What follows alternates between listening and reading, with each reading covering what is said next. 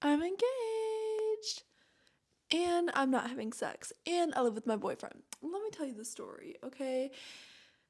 What a hot take that is. You're engaged? Oh my gosh, you live with your boyfriend, you're not having sex?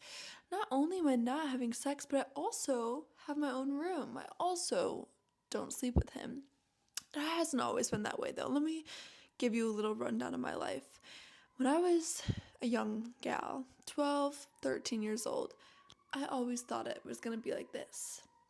I'm gonna leave home after I'm engaged, move in with my boyfriend, my fiance on my wedding night, and for the first time ever, have sex with the love of my life. You know, it's gonna be this magical fairy tale moment. Well, 18-year-old me kind of ruined that plan and then kept ruining it. When I got into early adulthood, actually, I was an adult. Some might say that was a little late, but I say you're always late. You're always early, I mean, until you're married. Anywho's, I didn't always see it that way. You know, like most young adults, I'm out there doing the thing, different people. Didn't care about them, they didn't care about me. It was just, normal, right? That's normal. That's normal. But should it be? Why is it normal? Why? Why? For 1.2 seconds of pleasure? I don't understand. I didn't understand, I should say, until I met my boyfriend.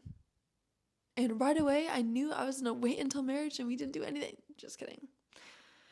Didn't happen like that. It actually went down a really dark hole of sexual sin, not the loving kind, just, the worldly kind of sex that I don't wish to go back to. I lost myself in it. I found my identity in a relationship being that. This is really awkward to talk about, but I also want to be out here breaking taboos, so I'm just gonna say it. It was, it was, this is, pull yourself together. That was a big part of our relationship in the beginning. Probably the first year, it kind of surrounded around that. Um, And we moved in together after 2 years. We were long distance for about a year, a little bit over. And of course, when you're long distance and you're in the world, that's kind of all you do when you see each other, right? Well, when we moved in together, something switched. And it almost felt like with all the times I was like wanting to do it and everything, something switched and like it just totally shut off. Like I didn't really want to be doing it at all. Actually, my sex drive was so low. Like I felt like I had to force myself in a way to do it. And I loved him still. Like it's not that I didn't find him attractive or anything. It's just like this warfare was going on within me. This spiritual warfare almost. But it was like I didn't realize it was a good kind of warfare. I just thought something was wrong with me. Why? When I move in with my boyfriend, when I have access to it whenever I want, do I not want it? And I struggled with that for a while, for like a year.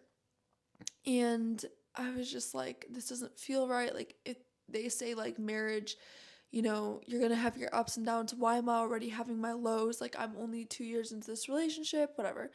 So, months go in and I start getting closer to God.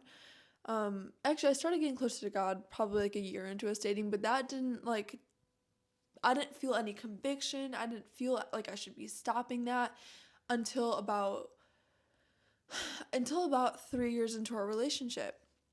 And I got really into watching Sadie Robertson and her podcast, and I would watch a lot of her marriage podcasts and her talk podcasts.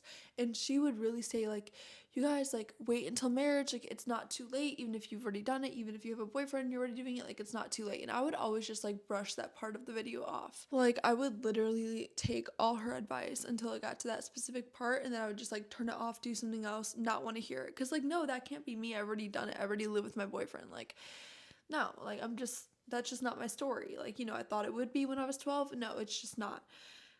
But it started to actually interfere with our intimate life. Okay. Like I, couldn't actually get myself to do it because I was thinking about God. And, while the act was happening, I was thinking about God, and who wants to think about God when they're doing that? And it just felt dirty. Like for the first time ever, I felt wrong doing it. I felt why does it feel this way? Like something's clearly so wrong with me. And I tried to push it down, push it down, push it down, push it down.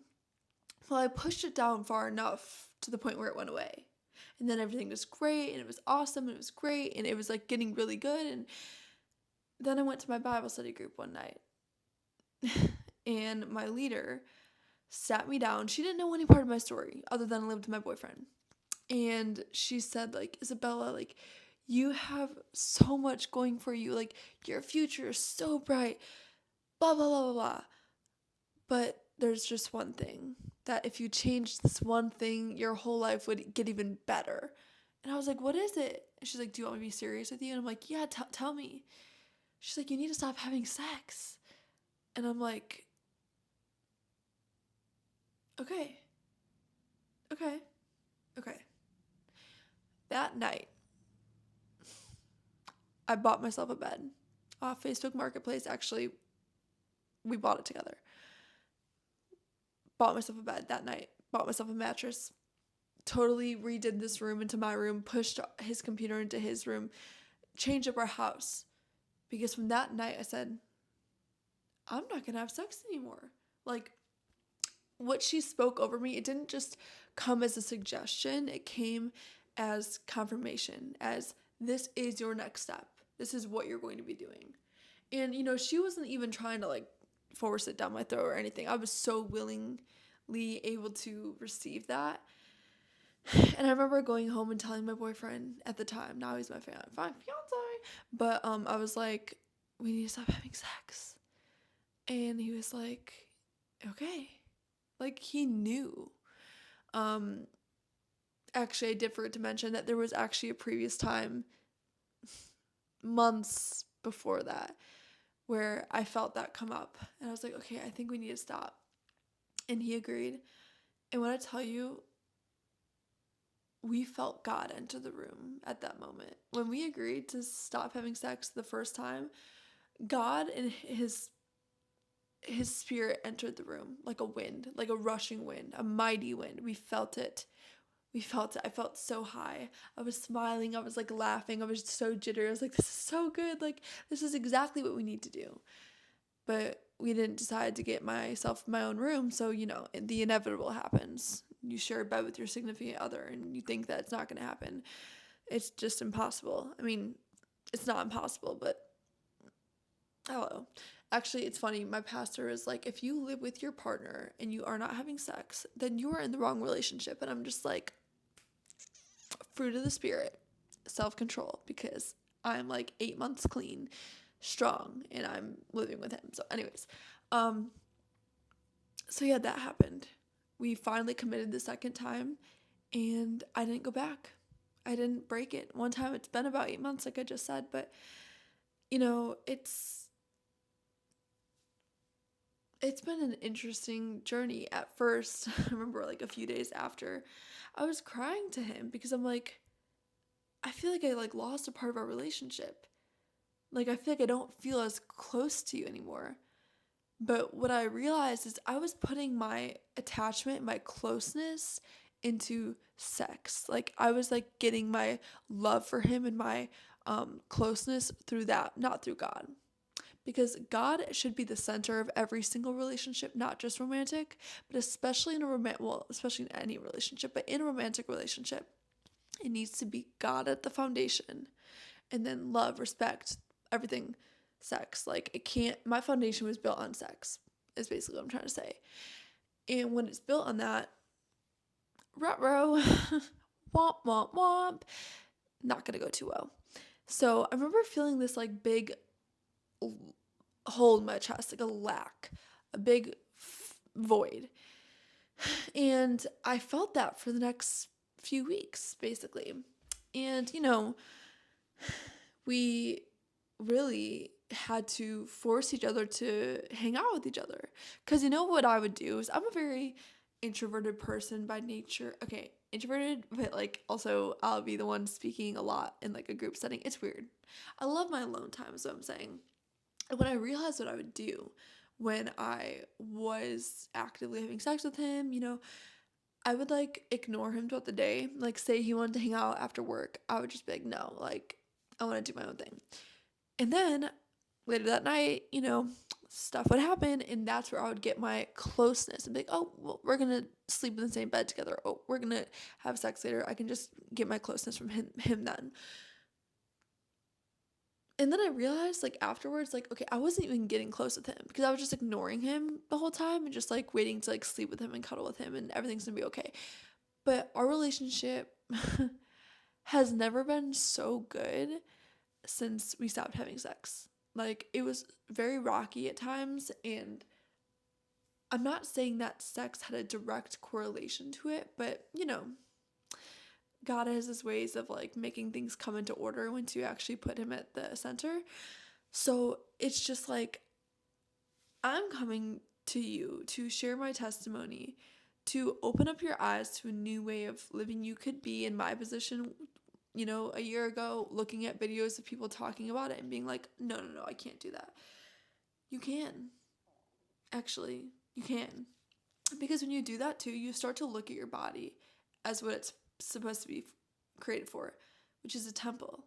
It says in the Bible that if you sin against if you do enact with sexual sin, you're sinning against your own flesh and your own body. I'll put it here. But since stopping, having sex outside of the covenant of marriage, I feel pure. I feel white as snow.